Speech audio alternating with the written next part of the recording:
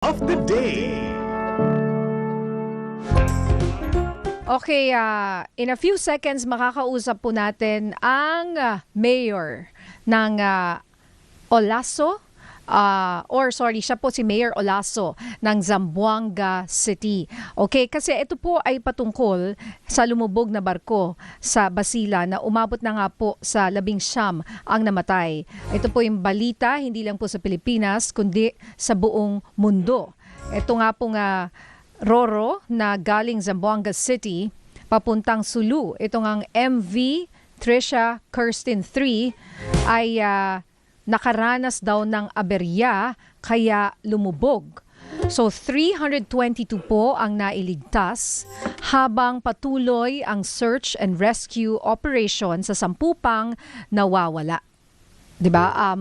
Okay, so ito pong si Mayor Kimmer Adan Olaso, makakausap po natin at napag-alaman nga po natin na yung asawa po ni Mayor Kimmer po ay nagtatrabaho pala para sa may-ari ba? I-correct tayo ni Mayor ng MV Trisha Kirsten 3. Magandang umaga po, Mayor Kimmer ng Zamboanga City. Magandang umaga po, Ma'am Ninya and Sir Migs. Good morning po. Ito po si Kimmer Olaso po, ang mayor ng Zamboanga City po.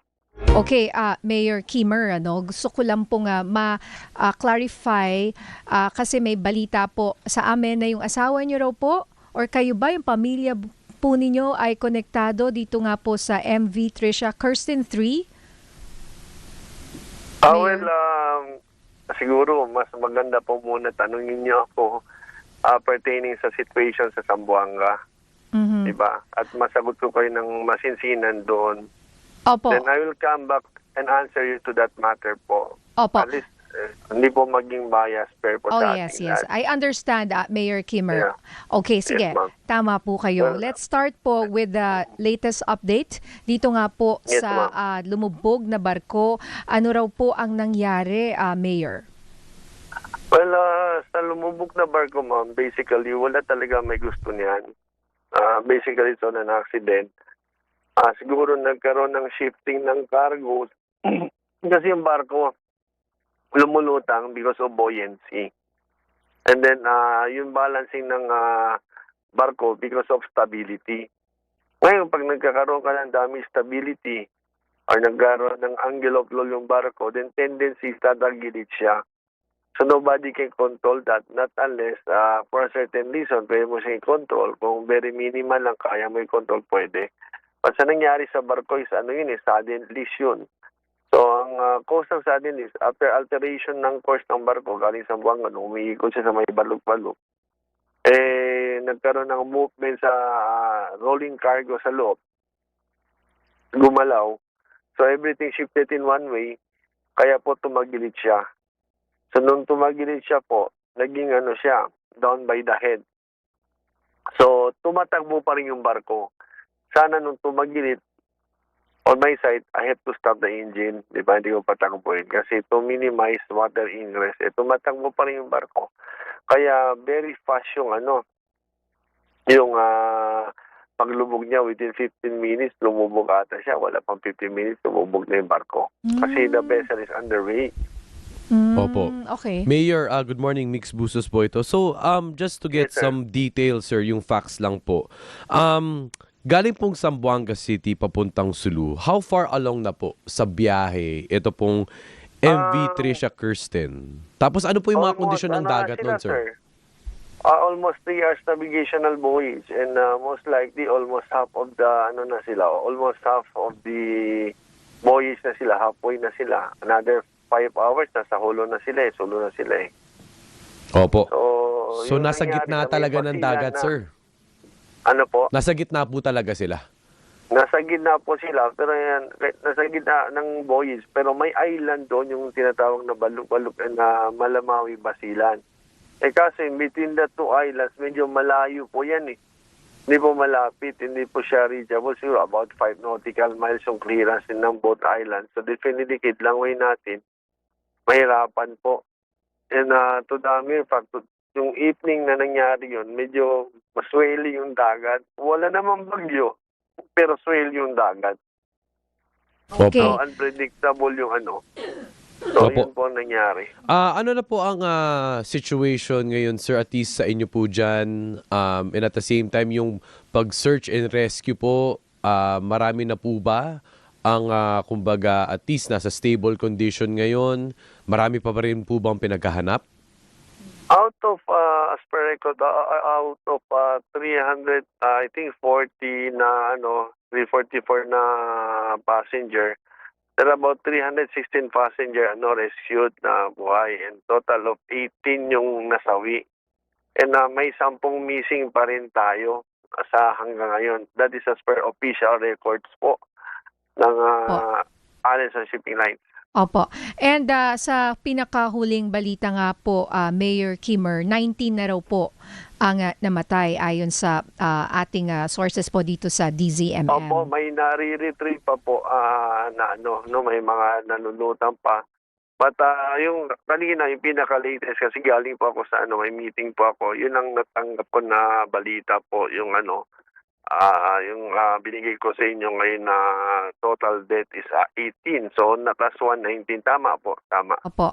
And balikan ko lang po yung circumstances na ina-explain nyo, Mayor. Siyempre sa isang ordinaryong tao, talagang napapaisip po ang lahat at talagang yun ang unang tanong ng lahat ng tao. Opo. Hindi lang po dito sa Pilipinas, kundi sa buong mundo.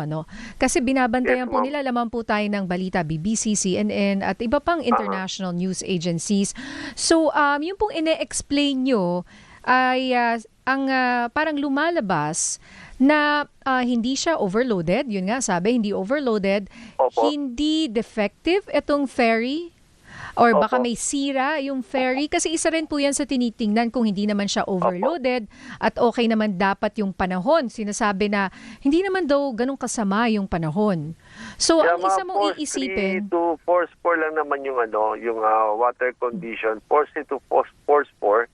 Then definitely for a small vessel, medyo hindi na maganda yung niyan. Kung malaking barko, kung dala mo yung mga VLCC, force 4, wala lang yan.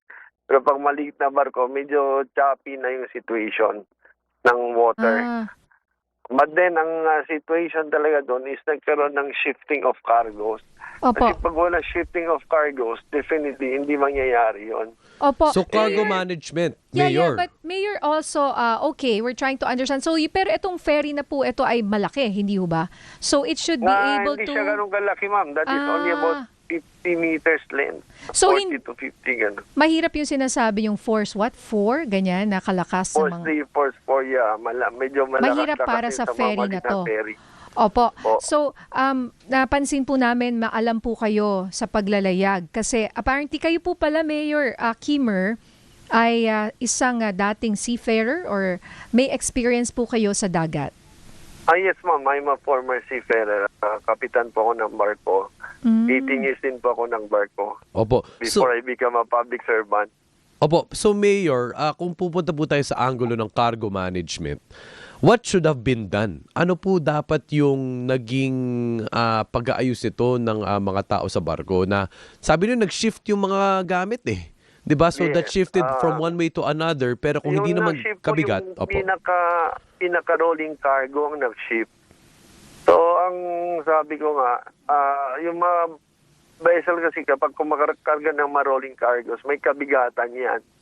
So, dapat yung pagpasok pa lang ng pier, alam natin kung ano yung weight ng every rolling cargos.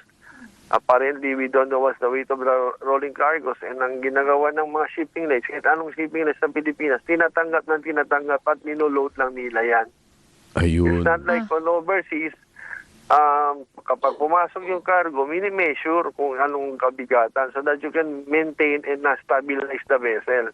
Ang kaso dito sa atin, yung ugali, hindi, pagpasok ko, sige, pasok ka dito, pasok ka doon, gano'n. Lahat estimate lang. So, and this tendency can happen, this situation.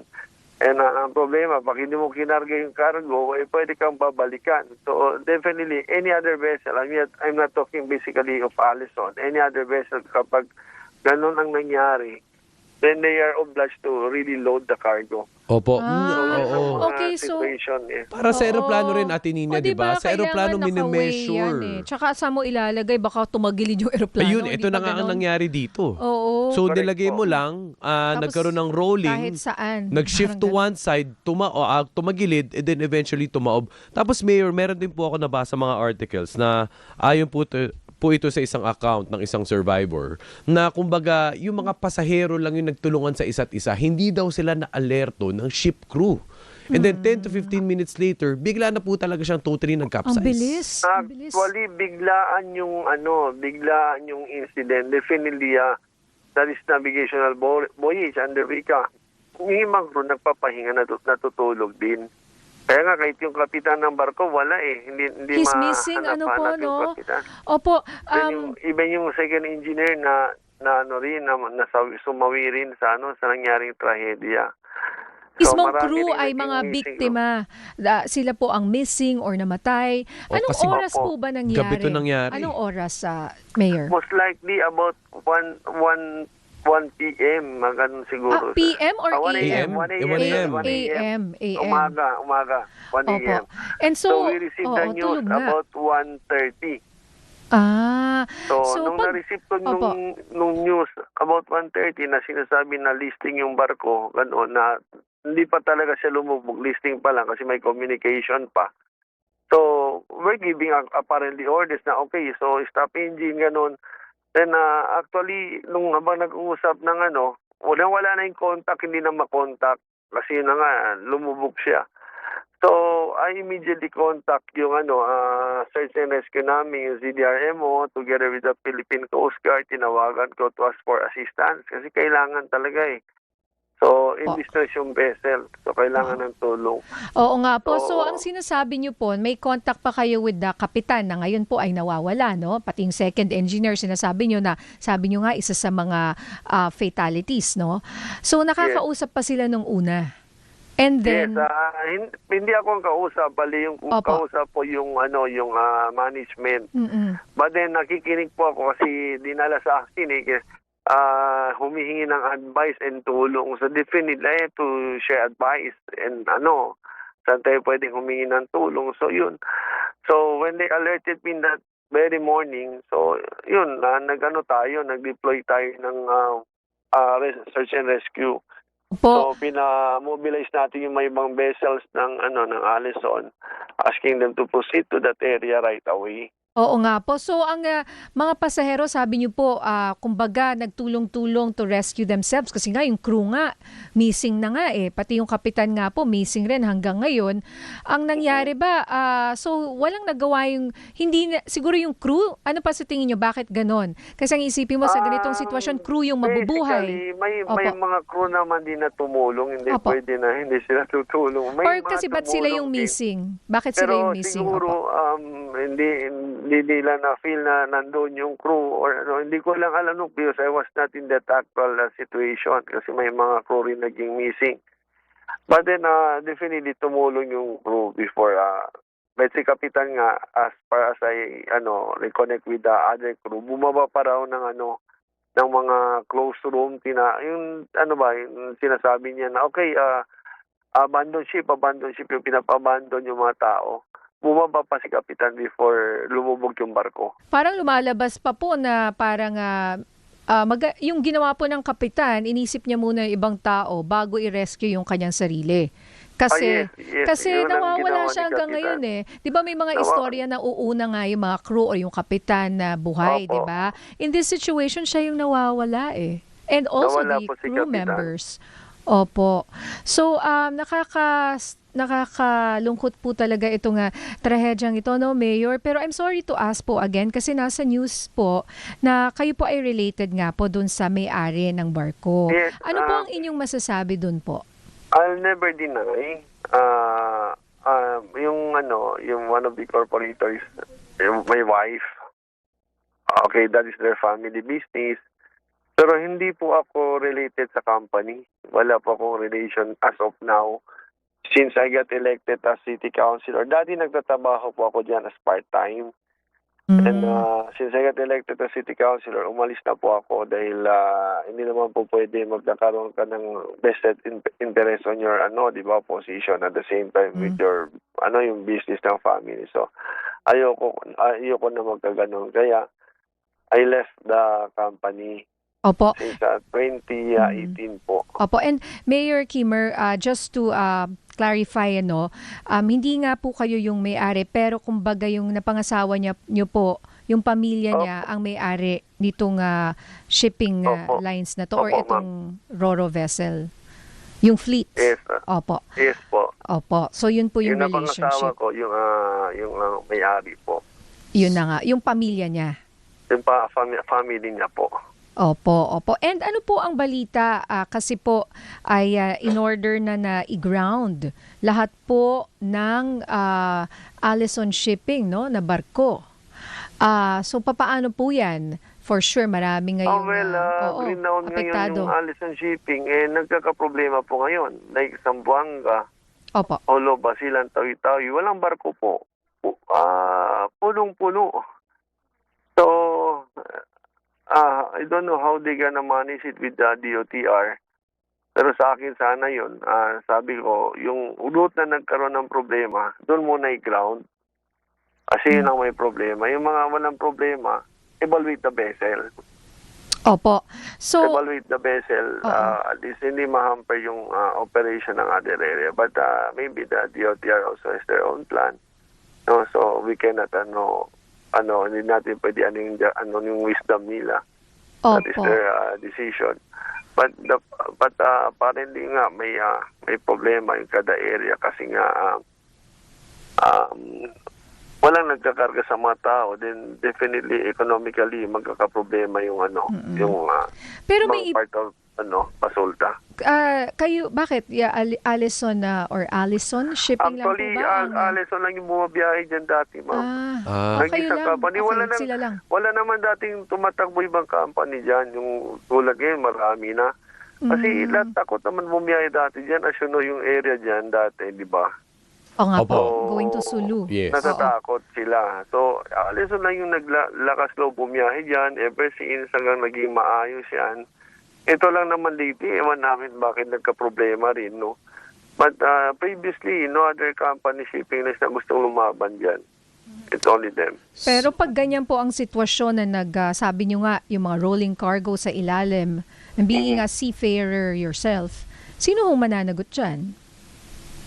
Well, we cannot blame anyone kasi yung vessel is nasa condition. Basically, it will be back to the officer management of the vessel. If you're gonna ask me, management of the vessel, hindi mo naman pwede blame si company kasi si company wala naman alam sa operation, sa opisina yun. Dapat kasi yan, pag tumatakbo yung vessel, lahat ng mga lashing materials, dapat i-secure, i-check yan, double check. Kasi ako nung nagkapitan din ako dyan sa Inter Island, ako nagdadala ng barko. Every alteration ko, pag cambio ko ng barko, pinapacheck ko yung mga lashing materials kung mahigpit ba o gumalaw ba. Oo. Kasi any little movement pag sa akin, ini-stop ko yung operation, umiikot ako ulit. Para lalo So, na pag nakakaramdam ako ng swell, ikot ako ulit kasi ayoko na mapinsala. Do you So, think ganun ang pwede rin dapat po ba gawin. siyang error ng kung may pilot error, di ba? Captain's error? Yung mga nagpapatakbo Wala mismo. naman I don't may part din may human error. Human error? Yes. I cannot pinpoint to the captain or anyone, but there's a human error on the operations kasi yung nga double checking ng lashing was not carried out. Pero I don't know if kineried out din nila, hindi ko rin alam kasi wala ko sa barko eh. Opo. Yes. We Pero- understand, yes. Mayor. Pero Opo. most likely, ang sabi nga sa mga binalita doon sa akin ng mga survivors, may pumutok sa baba, sa cargo hold, may pumutok. So, ewan natin kung ano yung pumutok. Baka yung lashing material pumutok kasi matigas yun eh. Siyempre, pag nag-tilt yung barko, baka posibleng hinila yung lashing material. So, pwedeng yun ang mismong kumampa sa bakal.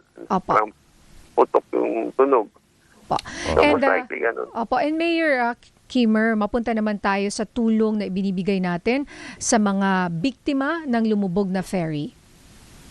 Well, immediately, ma'am, yesterday and during the first day and until now, nagbibigay po tayo ng tulong. The local government of Zamboanga, since this is a disaster, we executed immediate relief assistance and comforting the family of the yung mga victims affected by the tragedy. And yung local government nagbigay ng tulong together with the SWD, together with the CSWD, and of course with Allison Shipping Lines, nandun din sila nagbigay ng tulong. And of course, Vice President of the Philippines also extended help. And even the President also, through the SWD, he give immediate order to release the funding para bigyan ng tulong ating mga kababayan na naapektuhan sa tragedy po. Kasi nga Okay. sa Mindanao nga pala to Opo. nangyari po itong barko papuntang Sulu from Zamboanga City. Well, Mayor Kimmer Olaso ng Zamboanga City, maraming salamat po sa inyong oras. Maraming salamat. Opo. Salamat po, ma'am and sir. Yes, sir. Yes, sir. Ginagagala ko pong nakausap po kayo itong araw. Maraming salamat po. Opo, maraming Thank you po, Mayor. salamat po for glory. Thank you po. God bless po. for your honesty and candidness, Oo. Mayor Yes. Kimmer. We appreciate your time. Maraming salamat at sana nga po ay malaman natin talaga at And expertise Oo. sa maritime industry. in-explain niya. Hindi niya Oo. dineny. It's Oo. related to the family that Yeah. owns it. Yeah. But siguro sinasabi rin niya siguro yung kanyang Experience, technical. na Oo. kaalaman and bilang kapitan rin dati Oo. ng barko pala si Mayor Kimmer. Pero kasi in fairness, no, hindi pa rin tayo talaga pwede mag-conclude. Oo, yun yung nangyari. Pero the fact na may pumutok, must there be a mechanical error? 'Di ba? Yun din. Pwede kahit ano. Pag Pwede sa'yo kasi kahit pumutok, ano eh. Ano yun? Baka merong something. Exactly, 'di ba? Pero yung terrorism, ang dami mo pwedeng parang sa automotive din, Atinins, kapag pumutok ang gulo, Oo. 'di ba? Kapag ma-flat ang kabigla, everything can go sideways, 'di ba? Ayan. So yun pa rin, under investigation, antabayanan po natin yan. Oo, at saka sinasabi nga rin niya marami ang natenga, pati yung, kasi I guess sila yung parang main na tawag dito, naglalayag sa area na yan, wala masyado. So maraming siguro mga pagkain, mga tao rin, stranded, 'di ba? Kasi sila lang yung nagke-carry nga. Sila lang yung shipping line eh. Oo. Yung rutang yun eh. Yung ruta na yun, oo. Meron din daw parang iba, pero siguro mas maliliit. Oo. Hindi katulad kasing laki nito. Nitong MV or itong Allison Shipping. All right.